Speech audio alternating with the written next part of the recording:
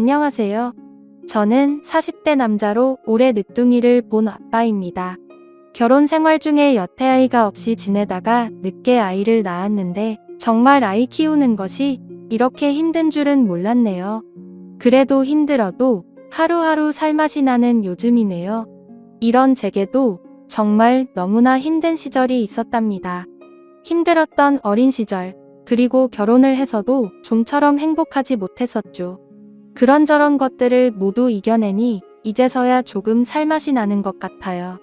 오늘은 제가 그런 저의 이야기들을 하나하나 꺼내볼까 합니다. 그럼 지금부터 제 이야기를 잘 들어봐 주세요.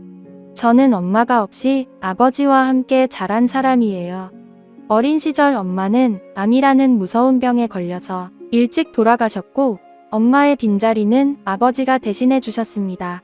정형편이 좋은 편도 아니었고 아버지의 경제적인 능력이 있으신 편도 아니었기에 하나부터 열까지 모든 것이 어려움을 겪을 수밖에 없었는데요. 거기에 아버지는 다리 한쪽이 불편하신 장애를 겪고 있으신 분이셨기 때문에 더더욱 많은 부분에서 힘이 들었던 것 같아요. 제가 8살쯤 어머니를 잃었으니 한참 손이 많이 갈 때잖아요. 멀리 살고 계신 거동이 불편한 할머니 말고는 친척도 없고 의존할 곳도 없던 상황에서 아버지는 최선을 다해 저를 키워주셨답니다. 아버지와의 어린 시절 추억은 상당히 많아요.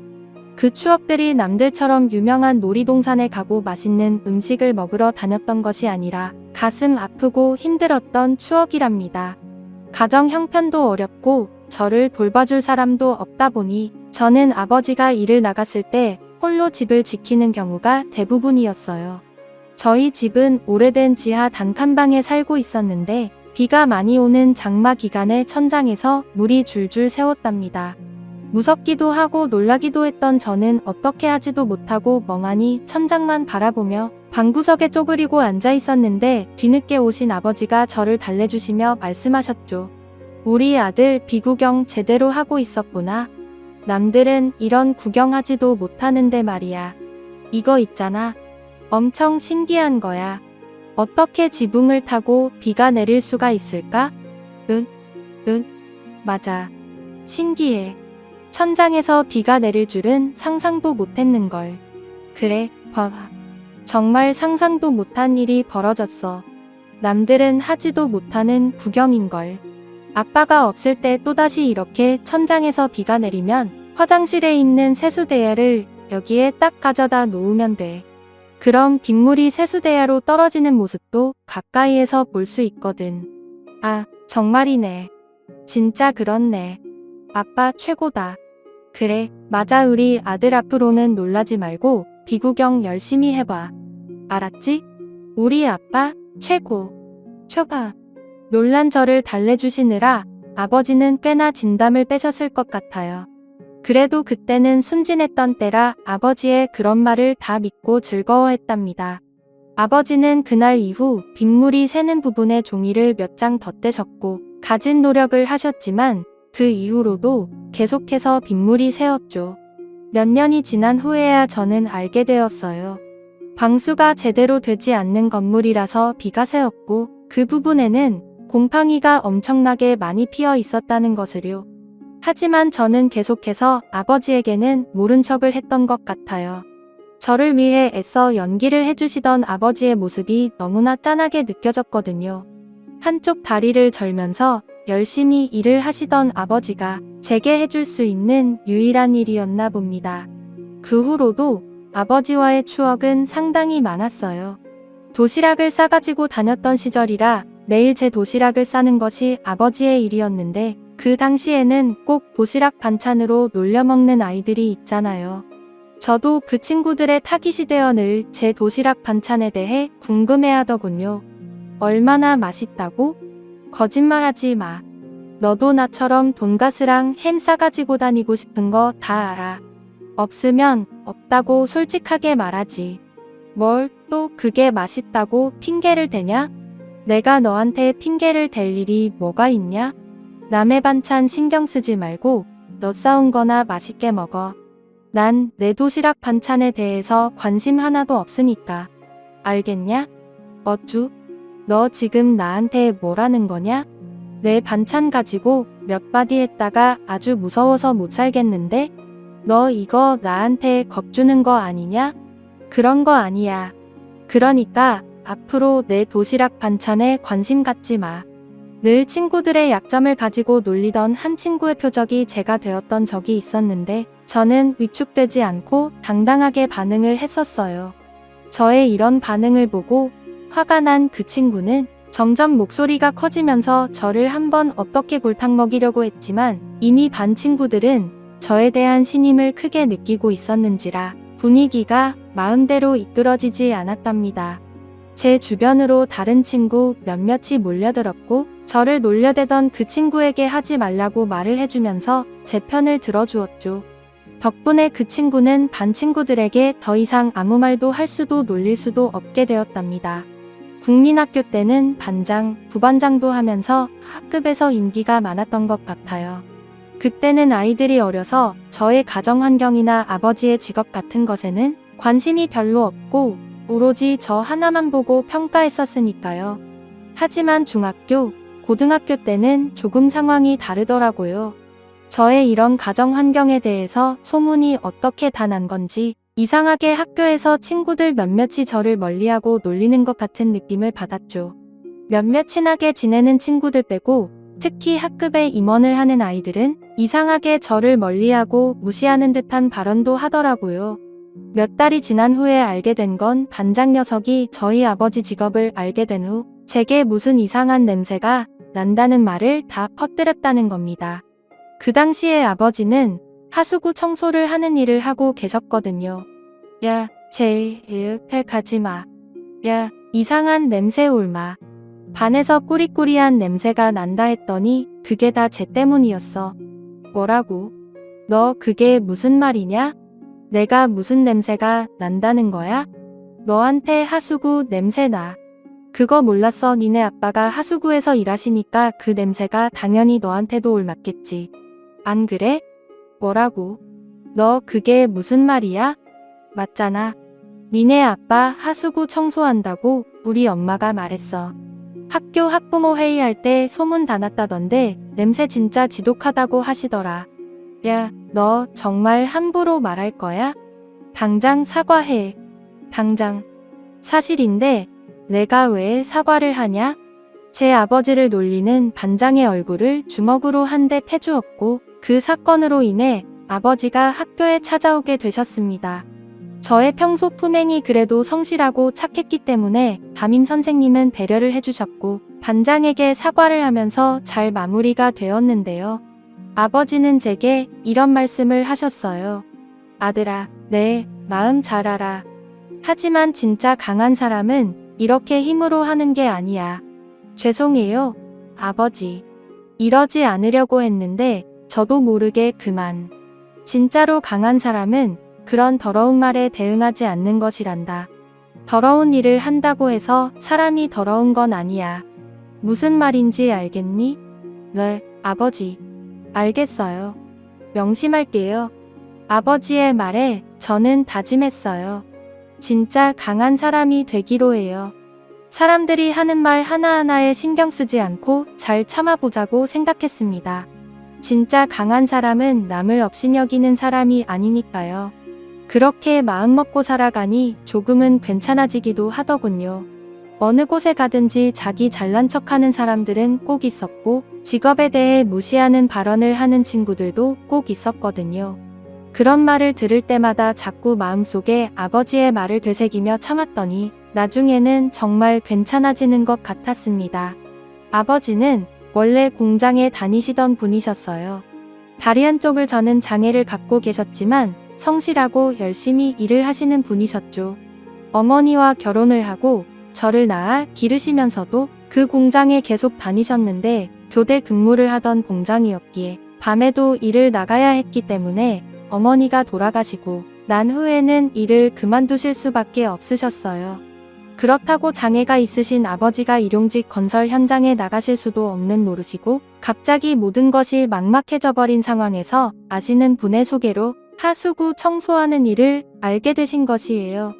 그분은 아버지와 같은 장애를 가지신 분이셨는데 시간적으로 여유를 봐줄 수 있다고 소개를 시켜주셨고, 처음에는 많이 힘들었지만 점점 그 일에 대한 자부심까지 느끼시며 열심히 일을 하셨답니다. 아버지의 그런 모습 덕분에 저 또한 직업에 귀천은 없다는 생각을 하며 자랐었죠. 아버지 덕분에 참으로 건강한 학창 시절을 보내고 저는 성인이 되었고 직장을 다니며 하루하루 열심히 살아가고 있었어요. 아버지는 그때까지도 하수구 청소하는 일을 계속해서 하고 계셨었는데 나중에는 돈의 크고 작음을 떠나서 본인이 하시는 일에 대한 자부심을 갖고 하는 부분이 더 많으셨어요. 그런 아버지의 모습을 보면서 저도 닮아가야겠다는 생각을 했죠. 그런데 사람의 인생은 참 신기한 것 같아요. 이런 생각을 가지고 자란 제가 결혼은 정반대의 사상을 갖고 있는 여자와 했으니 말이죠. 성인이 되어 몇 번의 연애를 한 후에 결혼을 하게 된 여자는 정말 하나부터 열까지 성격적으로는 저와는 정반대의 사람이었습니다. 외동딸로 귀하게 자랐고 더러운 것, 힘든 것을 정말 싫어하는 그런 스타일이었죠. 그녀를 처음 만난 것은 친구들과 함께 놀러간 바닷가에서였는데요. 그곳에서 우연히 그녀의 친구들과 제 친구들이 합석을 해서 함께 놀고 헤어졌는데 다음날 어떤 술 취한 남자가 그녀에게 찝적대는 모습을 보고 제가 도움을 준 계기로 만나기 시작했습니다. 너무 감사해요. 그쪽 아니었으면 정말 큰일 날 뻔했어요. 아니에요. 저뿐만 아니라 누구라도 다 그렇게 도움 주셨을 것 같아요. 괜찮으세요? 많이 놀라셨죠? 조금 놀라긴 했어요. 세상에, 술을 마시면 곱게 마셔야지. 정말. 그러니까요. 이상한 사람들이 많이 있으니까 항상 조심하세요. 워낙에 그쪽 외모가 출중하셔서 더 위험하니까요. 어머, 정말요? 그런 말은 많이 들어보긴 했지만 그래도 이런 상황에서 들어도 기분은 좋네요. 저기, 너무 감사해서 그러는데 전화번호 좀 알려주세요. 올라가서 제가 한번 연락드릴게요. 생명의 은인이 되실 뻔한 분이신데 모른 척 할 수가 있나요? 그렇게 그녀와 저의 첫 인연이 시작되던 순간이었어요. 일상으로 복귀하고 나서도 연락이 왔고 감사의 인사로 식사를 대접한다고 하면서 저희는 조금 가까워지기 시작했습니다. 다른 부분은 몰라도 그녀도 저와 마찬가지로 엄마 없이 아버지 밑에서 홀로 자랐다는 공통점이 있었는데요. 그런 부분 때문에 서로 참 이야기가 잘 통했던 것 같아요. 엄마가 일찍 돌아가시고 나서 얼마나 친구들이 부러웠는데요. 맞아요. 저도 친구들이 엄마 얘기만 나오면 왠지 자리를 피하게 되고 할 말이 없어지게 되고 그렇더라고요. 나중에는 부럽다 못해 화도 나고. 맞아요. 저는 여자라서 더더욱 그랬어요. 아빠한테 말 못할 것들도 있고 한데. 그래도 저희 아빠는 세상에서 저를 제일 아껴주시고 사랑해주시는 분이라 그나마 다행이었던 것 같아요. 성훈 씨 아버님은 어떤 분이세요? 저희 아버지요? 저희 아버지도 정말 올곧게 세상을 사시는 분이시고 또 저를 누구보다 많이 아껴주셨죠. 저를 양육하시느라 직업까지 바꾸시면서 혼자 고생 많이 하셨어요. 저는 이 세상에서 아버지를 제일 존경한답니다. 와, 정말요? 성훈 씨 아버님은 정말 좋으시겠어요. 아들이 이런 생각을 하고 있으니 말이죠. 보기 좋으세요. 이런 얘기들을 하며 그녀와 조금씩 가까워지기 시작했고 얼마 지나지 않아 서로의 안부를 물으며 연락을 자주 하는 사이로까지 발전하게 되었습니다. 그 시기에 그녀는 제게 술을 한번 사달라고 한 적이 있었는데 아마도 그때 헤어진 전 남자친구 때문에 많이 힘이 들었었나 보더군요. 술자리에서 힘들다는 말을 하면서 조금 술을 많이 마셨고 저는 그런 그녀를 위로해 주었죠. 제가 어디가 어떻다고 저를 버리는지 모르겠어요. 제가 그렇게 이상해요? 그래요. 성훈 씨? 네. 그게 무슨 말씀이세요? 전혀요. 너무 아름답고 착하신 분이세요. 그놈은 있잖아요. 지네 엄마가 저같이 엄마 없는 여자하고는 결혼 절대 못한다고 저를 버린 거 있죠? 어떻게 그럴 수가 있죠? 성훈 씨도 엄마 없잖아요. 엄마 없다고 다 이상한 거예요? 그런 거 아니잖아요. 저는 도무지 이해할 수가 없어요. 사람마다 생각의 차이가 있고 그런 거니까 너무 마음 아파하지 마세요. 그래봤자 연지 씨만 힘들어요. 저 정말 짜증나고 비참하고 미치겠어요. 헤어진 지 몇 달이 됐는데도 아직도 그 마음이 없어지지가 않아요. 어쩌죠? 성훈 씨 어째요? 그녀는 그날 그런 속상한 말들을 하면서 테이블에 엎드려 잠이 들어버렸고 그런 그녀를 어떻게 할 방법이 없어 모텔로 데리고 갔습니다. 핸드폰은 잠금 장치가 걸려 있어서 제가 볼 수도 없지. 당장 술집에서 엎어져 자고 있는 그녀를 쳐다보며 사람들이 수군거리지. 그곳에서 제가 할 수 있는 방법이라고는 그 방법밖에 없었어요. 모텔로 데려가서 그녀를 눕힌 후 정말 저는 손끝 하나 건들지 않았습니다. 그냥 그녀가 술이 깨기만을 바라면서 바닥 벽 쪽에 기대어 앉아 잠이 들었죠. 얼마나 잤을까 갑자기 뭔가 느낌이 이상해서 눈을 떠보니 그녀가 제게 기대어 안겨 있었고 저는 그렇게 그녀와의 하룻밤을 보내게 되었습니다. 그날 이후로 저희는 정식으로 연애를 시작하게 되었는데 처음에는 그저 아무것도 모르고 그녀와 참 대화가 잘 통한다고 생각했었는데 시간이 갈수록 하나하나 너무 다르다는 생각이 들더라고요. 처음엔 그저 그녀를 좋아하는 감정이 앞서서 그녀가 하는 말과 행동 모든 것이 예뻐 보였는데 자꾸만 짜증을 내고 조금이라도 힘들고 더러운 것을 참지 못하는 것이 조금씩 눈에 보였습니다. 오빠 여기 왜 이렇게 더러워? 식당 꼬라지를 좀 봐. 아우 밥맛 떨어져. 에이 왜 그래? 여기 내가 좋아하는 단골집인데 할머니 혼자 운영하고 계셔서 조금 깔끔하고 그러지는 않아. 그래도 단골 손님도 많고 음식도 맛있단 말이야. 한번 먹어봐. 그럼 너도 반할걸? 이런 더러운 곳에서 어떻게 먹어? 난 단 한 번도 우리 아빠가 이런 곳에 데려간 적이 없단 말이야. 에이 이 벽 좀 봐. 더러워. 그리고 이 역겨운 냄새는 뭐야? 아 정말. 오래된 음식점들이 다 그렇지 뭐 요즘은 일부러 이런 곳을 찾아다니면서 낭만을 즐기려는 사람들도 많잖아. 좋게 생각하자. 응? 오빠나 좋게 생각해. 그리고 나 앞으로 다시는 이딴 곳에 데려오지 마. 나 요 앞 커피숍에서 기다릴 테니까 밥 다 먹으면 거기로 와. 난 도저히 이렇게 더럽고 냄새나는 곳에서 있을 수 없으니까. 뭐라고? 뭘 그렇게까지 해. 됐어. 그럼 나가자. 나가서 다른 데 가자. 그녀의 그런 행동 때문에 저는 정말 화가 났었어요. 제가 아주 오래전부터 즐겨 찾던 식당이었고 그곳의 할머니 사장님도 저를 기억하시고 항상 반찬도 더 주시려고 했는데 그런 곳을 단지 더럽다는 이유로 그렇게 말하는 그녀가 짜증이 나더라고요. 꼭 참으려고 했지만 결국 그날 저는 폭발해버렸고 그녀와 대판 싸움을 하게 되었습니다. 하지만 사랑이 뭔지 얼마 지나지 않아 그녀에게 화해의 손길을 내밀었고 그 손길은 그녀를 더더욱 막무가내로 만들었던 것 같아요. 결국 저는 그녀의 버릇을 고치지 못한 채로 연애를 하며 결혼까지 하기로 마음먹었는데 그녀의 아버지를 보고 정말 소스라치게 놀랐어요. 그녀의 아버지는 그녀가 하는 말투와 행동들에서 너무 똑같은 겁니다. 가족이니 닮은 것은 당연지사겠지만 사람을 약간 깔보고 무시하는 듯한 언행이 그대로 닮았더라고요. 그래, 자네 대학교 나온 거 보니 우리 딸보다도 못한 곳이던데 밥 벌어먹고 사는 데는 문제 없는 건가? 네. 아, 그래도 제 전공이 괜찮은 편이라서 걱정 안 하셔도 될 것 같습니다. 그래도 사람이 어디를 가도 무시당하고 살면 안 되는 건데 자네가 뭐 볼 게 있다고? 난 솔직히 걱정이 돼서 내 딸한테 결혼하지 말라고 했네. 아, 네, 아버님 제가 정말 잘하겠습니다. 잘한다고 될 문제가 아니지 않나? 내가 웬만하면 우리 딸이 하고 싶다는 거 말리는 사람은 아닌데 말이야.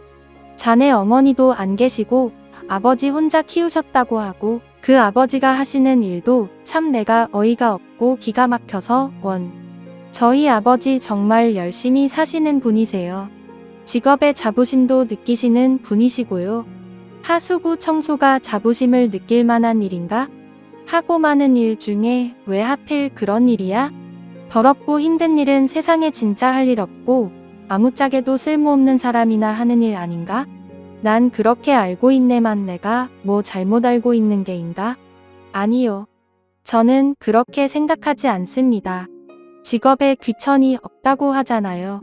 저희 아버지는 자식을 잘 키우기 위해서 어쩔 수 없이 선택하신 일이고 그 일을 하시다 보니까 책임감을 느끼시면서 하시는 건데 그게 왜 쓸모없는 사람이 하는 일인가요?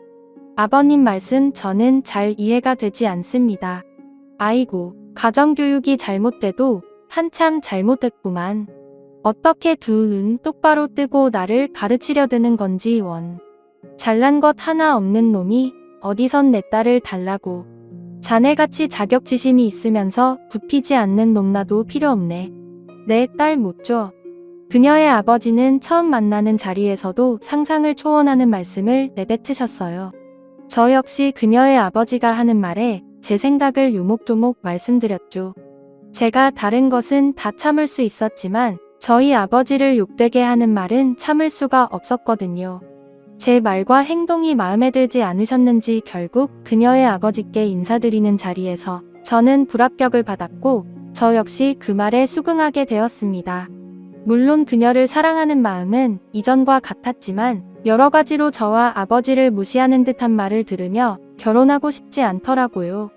한 2주를 넘게 연락을 하지 않고 지내면서 하루하루 정말 힘들게 버텨가고 있었는데 2주가 지난 후 그녀의 번호로 전화가 걸려왔습니다.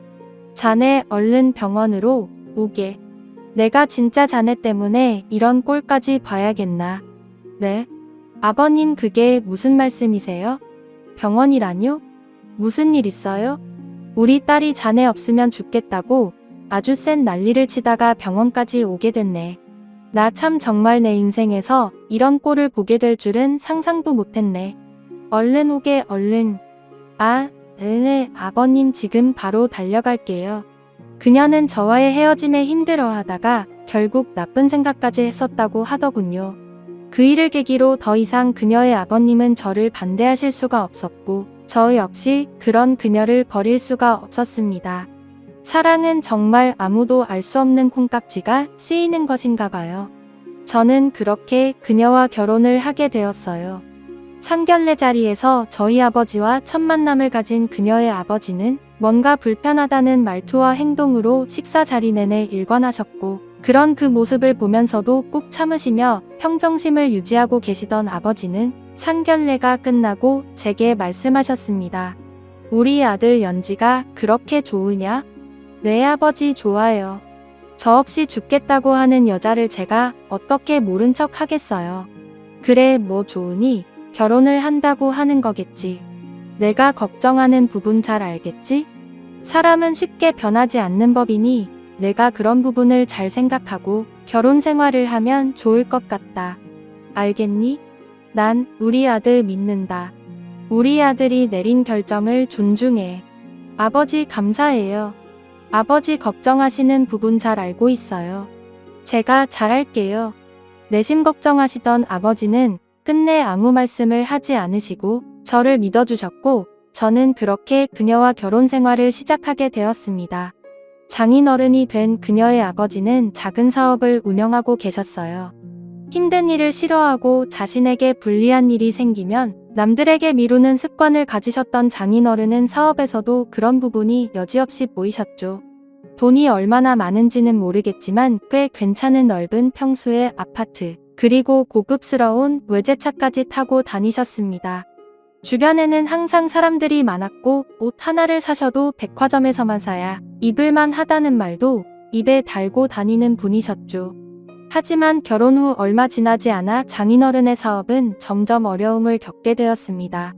더군다나 장인어른의 그런 습성을 싫어하던 거래처에서 하던 관계를 정리하려 했고 또 그로 인해서 점점 더 사업은 어려워졌죠. 그 과정에서 직원도 몇 명이나 감축을 할 수밖에 없었는데 그래서 아내가 장인어른의 회사에 들어가게 된 것이랍니다. 아무래도 인건비가 차지하는 비중이 너무 컸으니까요. 그런 안 좋은 상황에서도 장인어른은 어찌나 자기의 체면만 중요하게 생각하시던지 친척들이나 가까운 지인들에게 저희 아버지의 직업을 속이는 일이 대부분이셨어요. 결혼식 때만 잠깐 뵈었던 친척들과 결혼 후 자리를 함께하게 되었는데 그때마다 거드름을 피우시며 자신은 사돈을 참 잘 만났다며 없는 말을 지어내시더군요. 우리 사돈이 말이야 그 큰 건물 하나 갖고 있으면서 관리하는 것만 해. 그 정도는 돼야 우리 딸을 보내지 내가 우리 딸을 어떻게 키웠는데. 어머나 세상에 역시 요즘 같은 세상에 건물 관리하는 게 얼마나 힘든 건데 그런 사돈을 만나고 정말 대단하다. 그렇게 죽고 못 사는 딸을 귀하게 키우더니 결국 너무 괜찮은 사돈을 만났구만. 그런데도 그 양반이 얼마나 검소하신지 자동차나 옷차림 같은 것만 보면 꼭 무슨 노가다 하는 사람 같다니까. 겉으로는 티도 안 내고 알부자야 알부자. 아이고 사돈 자랑 그마녀 나 배 아프니까. 우리 딸내미도 그런 집에 시집 보내면 소원이 없겠구만. 이런 대화를 나누니 친척분들은 당연히 저를 환영해주고 아껴주셨고 저희 아버지는 순식간에 알부자가 되어버리셨죠. 제가 정말 딱 싫어하는 속물 스타일의 사람이 바로 장인어른이었던 것입니다. 남들 앞에서는 이렇게 화려한 알부자가 되어 있던 저희 아버지는 시아버지로서 사돈으로서의 대접을 전혀 받지 못하셨어요. 명절이나 생신 때 진짜 제대로 된 밥상 한 번을 받지 못하셨거든요. 다른 집들은 시아버지 생신이라고 하면 이것저것 장을 봐서 맛있는 음식도 만들어주고 하던데 아내와 장인어른은 어쩜 이런 부분은 신경을 하나도 쓰지 않더라고요. 요즘 같은 시대에 누가 생신을 꼬박꼬박 챙기나. 명절도 다들 휴가처럼 생각하고 그러지. 우리 딸 그런 식으로 고생시킬 생각은 일절하지 말게. 난 내 생일도 간단하게 밖에서 외식하고 백화점 쇼핑하면서 마무리했으니까. 아버님 그래도 저희 집은 제사를 지내는 집이라서요. 제사 같은 소리 하고 있네. 이런 뒤처진 사고방식을 갖고 있으니 발전이 없는 거야. 자네나 자네 아버님이 너무 고리타분하다고. 옛날 사고방식으로 그런 일을 하고 있으니 남들한테 무시나 당하지. 됐고 우리 딸 그런 걸로 고생시키지 말고 차라리 나한테 돈을 달라고 하게. 내가 식사비 정도는 줄 능력이 되니까. 장인어른과 아내의 사고방식은 정말 시간이 갈수록 상상을 초월했었어요. 막상 결혼을 하고 보니 그런 아내의 사고방식에 점점 실망을 해나갔고 불타던 사랑도 점점 시들어지기 시작하더라고요. 그렇지만 저는 최선을 다했습니다. 아내의 그런 행동에도 화내지 않았고 기다려 주었으며 제가 선택한 일에 대한 책임을 지려고 정말 많은 노력을 했었어요. 명절 제사상은 백화점 쇼핑을 가야 한다는 아내를 대신해 제가 아버지와 준비를 하면서도 그냥 참고 기다려주기만 했죠. 그러다 보면 언젠가 아내와 장인도 어느 정도 생각이 바뀌지 않을까 하는 마음으로 말이에요. 그러던 어느 날 장인어른의 생신이라 비싼 호텔 레스토랑에서 저녁을 먹자는 연락을 받았습니다. 시아버지 생일은 관심도 없던 아내가 마련한 자리였죠. 화도 나고 황당하기도 했지만 내년 아버지 생신 때는 저도 똑같이 해드리자는 마음으로 그 자리에 참석했어요. 그리고 아버지에게도 그 자리에 오시라는 말씀을 드렸죠. 그날따라 아버지가 갑자기 일이 잡혀서 하수구 청소를 하고 바로 오셔야 했었고 약속 시간에 조금 늦게 도착하셨습니다. 아이고 사돈 죄송합니다. 생신이신데 제가 일 때문에 조금 늦었습니다. 생신 축하드려요. 아버지는 땀을 흘리실 정도로 불편한 다리를 이끌고 최대한 빠른 걸음으로 오셔서 장인어른께 악수를 청하셨죠. 아, 네네 굳이 이렇게 안 오셔도 되는데 뭘 근데 이게 무슨 냄새지? 아, 저기 죄송합니다. 제가 일을 하고 바로 급하게 오느라 씻지를 못했어요. 아유 정말 사돈도 참 이럴 거면 뭐하러 여기까지 오세요. 오길 그냥 일 끝나고 뜨끈한 국밥이나 한 그릇 사드시지. 아 이거 냄새나서 어디 음식 먹겠어요? 장인어른은 더럽다는 말과 함께 아버지와 악수한 손을 물티슈로 닦으시는 겁니다. 아이고 참 사돈은 너무 앞뒤가 꽉 막혀 있으시네. 제가 더러운 걸 진짜로 싫어해서요. 예나 저나 역한 냄새만 맡아도 밥을 못 먹고 그래서. 저기 죄송한데 요 앞에 나가서 옷 좀 사서 갈아입고 오시던지. 뭔가 대책을 세워야 할 것 같은데요. 안 그러냐 다들? 저는 순간 너무 화가 났습니다. 그동안 꾸역꾸역 참고 있던 인내심의 한계가 폭발을 해버렸고 그 자리에서 벌떡 일어나 아버지를 모시고 밖으로 나갔어요. 아버지 나가요. 오늘 식사는 제가 다른 곳에서 가서 맛있는 거 대접해 드릴게요. 이놈이 왜 그래? 사돈 생신인데 그러면 안 된다. 안 되는 거야. 아버지 이런 대접을 받고 식사는 무슨 식사예요? 저랑 나가요. 저희 자주 가던 포장마차 가서 소주 한 잔해요. 아버지. 저는 그날 아버지와 함께 자주 가던 포장마차에서 소주를 한 잔 마시며 이 얘기 저 얘기를 나누었습니다. 그동안 아버지 역시 많은 수모를 참으시고 또 참으셨다고 하시더라고요. 장인어른과 아내의 눈빛과 말투, 행동 때문에 화가 난 적이 한두 번이 아니셨는데 그저 저 때문에 참고 또 참고 참으셨다는 말씀을 하셨어요. 참아라 아들, 내가 결정한 것에 책임을 져야지. 그 사람들이 한평생 살아온 방식을 내가 어떻게 바꾸겠니? 무조건 참아라. 가정을 위해서 참아, 응? 아버지. 그래도 저는 그래도 너무 참기가 힘들어요. 결혼하고 4년을 넘게 참았는데 이제는 저도 너무 힘들다고요.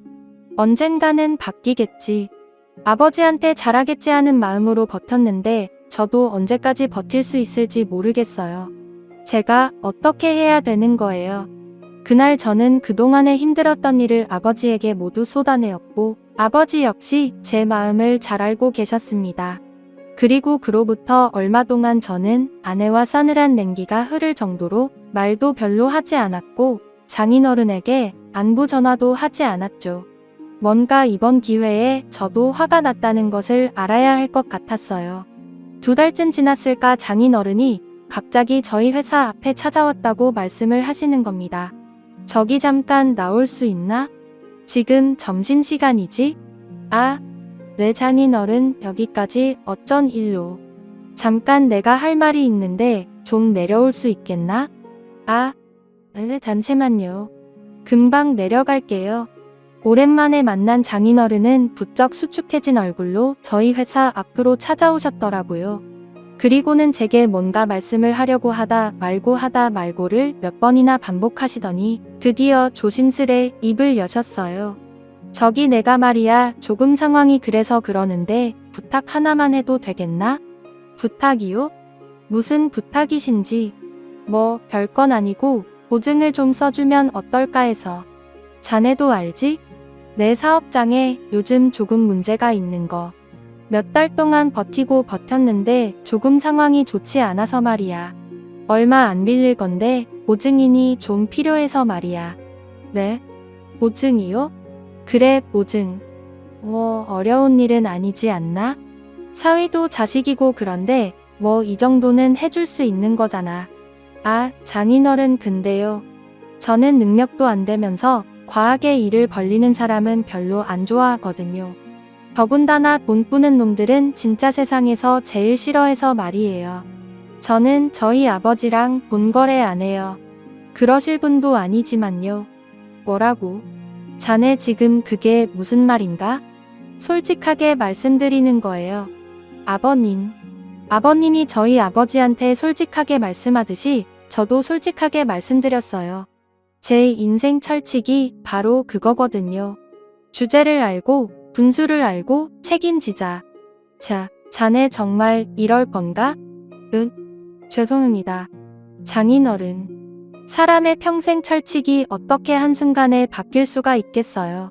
빚보증을 서달라는 장인의 말에 저는 싹 잘라 거절을 해버렸습니다. 세상의 분수를 알고 일을 해야 되는데 장인어른처럼 허례허식만 따지면서 힘든 일도 안 하고 무시하는 성향의 사람을 제가 뭘 믿고 보증을 서줘요. 조금 미안한 마음도 있긴 했지만 그래도 저는 제 마음이 가는 대로 솔직하게 말씀을 드렸죠. 이 일로 아내는 저보고 자기 아버지를 무시한다 어쩐다 하며 화를 내기에 아내에게도 솔직하게 말을 해주었어요. 당신 입은 삐뚤어졌어도 말은 바로 하랬다고. 당신이 이런 말 하면 안 되지. 무시? 무시라는 말을 당신이 입에 담을 말이야? 그동안 당신이랑 장인어른이 우리 아버지 무시한 건 생각 안 해. 악수하면서 손 더럽다고 물티슈로 닦으신 분이 바로 장인어른이셔. 그럼 그것 때문에 우리 아빠한테 복수라도 한다는 거야 뭐야? 솔직히 그렇잖아. 당신 아버지 더러운 일 하는 건 맞잖아. 더러운데 그럼 어쩌라고. 더럽고 냄새 나는데. 그래. 당신이 바로 이런 사람이야. 우리 아버지를 늘 이런 마음으로 대한 거라고. 나도 당신한테 강요 안 할 테니까 당신도 나한테 강요하지 마. 알았어. 아내와 대판 싸우고 나서 저는 집을 나가 아버지 집으로 향했습니다. 그리고 한 달이 넘게 아버지 집에 있으면서 출퇴근을 했죠. 집으로 자꾸 들어가라고 하시는 아버지 말에도 저는 이번에는 그냥 넘어가면 안 될 것 같아 제가 하고 싶은 대로 했어요. 처음에는 제게 이혼을 하자느니 사람이 변했다느니 하며 불같이 화를 내던 아내와 장인어른도 시간이 지나며 점점 수그러들기 시작하더군요. 한 달 정도가 지나면서도 제가 집에도 들어가지 않고 뜻을 굽히지 않자 급기야 장인어른이 저희 아버지 집에 찾아오셨습니다. 아니 저기 자네 정말 1억인가 ың매에 그렇게 사람이 팍팍해? 아버님 아닌 건 아닌 거죠. 저도 그동안 많이 참았습니다. 자신이 잘못한 걸 알고 뉴스 쳐야 저도 집에 들어갈 거예요. 참나 사람이 그러면 쓰나? 우리 애가 너무 곱게 자라서 그래. 내가 금이야 오기야 키우다 보니 아직 철이 안 들어서 말이야. 내가 이렇게 부탁하네. 응 자네가 좀 참고 들어가 주게나. 생각 외로 장인어른은 아주 많이 풀이 죽어있는 모습으로 제게 부탁까지 하시더군요. 평소 같았으면 무시하는 말을 하시면서 어쩐다 저쩐다 불같이 화를 내실 뿐인데 말이죠. 뭔가 이상하다 싶은 마음으로 돌아가시는 길에 배웅을 나갔는데 글쎄 장인어른이 타고 다니시던 고급 승용차 없이 버스를 타고 가신다는 겁니다. 아버님 차는 어쩌시고 버스를 타고 가세요? 버스 한 번도 안 타보셨잖아요. 아, 그게 말이야. 저기 그게. 내가 참 면목이 없네 자네한테. 제발 우리 딸 좀 살려주게나. 응, 나를 봐서라도 부탁 좀 하네. 내가 오갈 곳도 없고 이런 판국인데 딸내미까지 그러고 있으니 내가 아주 살 수가 없네 살 수가 없어. 네? 아버님 그게 무슨 말씀이세요? 오갈 곳이 없으시다니요. 말씀을 좀 해보세요 아버님. 세상에나 내가 사업 망하니까 주변에서 도와주는 사람도 한 명 없고 보증서 달라니까 다들 피하기 바쁘고 나 인생 헛살았나 봐. 어떻게 내가 이런 처지가 되다니. 나 아파트 다 넘어가고 자동차고 뭐고 다 압류되고 지금 여인숙에 있네. 그 쫓기는 신세라서 어디 남의 집에 가지도 못하고 내가 어쩌다 이런 꼴이 우리 딸한테까지 찾아가서 내가 빚진 돈 달라고 하니까 내가 아주 못 살겠어. 자네가 와서 좀 지켜주게나 우리 딸 좀 지켜줘. 아버님 진작에 말씀을 하시죠. 저는 그런 것도 모르고 일단 가지 마시고 오늘 이곳에서 주무세요. 저희 아버지도 그러라고 하실 거예요. 여인숙이라뇨? 말도 안 돼요 아버님. 아니네. 아니야. 내가 어떻게 면목도 없이 그럴 수가 있겠나. 그러지 마시고 얼른 가요. 저희 아버지도 어차피 혼자 지내시는데 적적하시지도 않고 좋으실 거예요. 이 사람한테는 제가 당장 들어갈 테니까 걱정 마시고요. 알고 보니 장인어른의 상태는 생각보다 훨씬 더 좋지 않으시더라고요. 집도 차도 다 없어지고 빚만 남은 상태로 쫓기는 신세가 되셔서 오갈 곳도 없다니 정말 황당할 노릇이죠. 저는 가지 않겠다는 장인어른을 아버지 집에 모셔다 드렸고 저는 오랜만에 아내가 있는 집으로 들어갔습니다. 제가 얼마나 반가웠는지 저를 붙잡고 울먹이는 아내를 보니 부부싸움은 칼로 물베기라고 했던 말이 딱 맞는 것 같더라고요. 다음날 저는 아버지께 장인어른의 상황에 대해 정확하게 다 말씀을 드렸고 아버지는 자신이 평생 모은 돈으로 마련해 놓으신 빌라를 장인어른께 내어주셨습니다. 당장 이곳에 들어가서 사시면 됩니다. 마침 전세 세입자도 빠진 상태니 이곳에서 새롭게 출발하세요. 빚 못 갚은 사람들도 만나서 정정당당하게 말씀을 드리고 조금씩이라도 갚으시고요. 그게 최선의 길인 것 같아요. 아이고 사돈 제가 이런 피해를 드리면 안 되는데 제가 어쩌다 이 꼴이 났는지 모르겠네요. 죄송합니다. 사돈 정말 죄송해요. 사돈도 다 가족이나 마찬가지인데 그런 말씀 마세요. 서로 어려울 때 돕는 거죠. 천천히 다시 시작하시면 됩니다. 천천히요. 아이 사돈 그동안 정말 죄송했네요. 진짜 저는 몹쓸 인간이에요. 사돈 무시하고 그런 제 자신이 너무 부끄러웠습니다.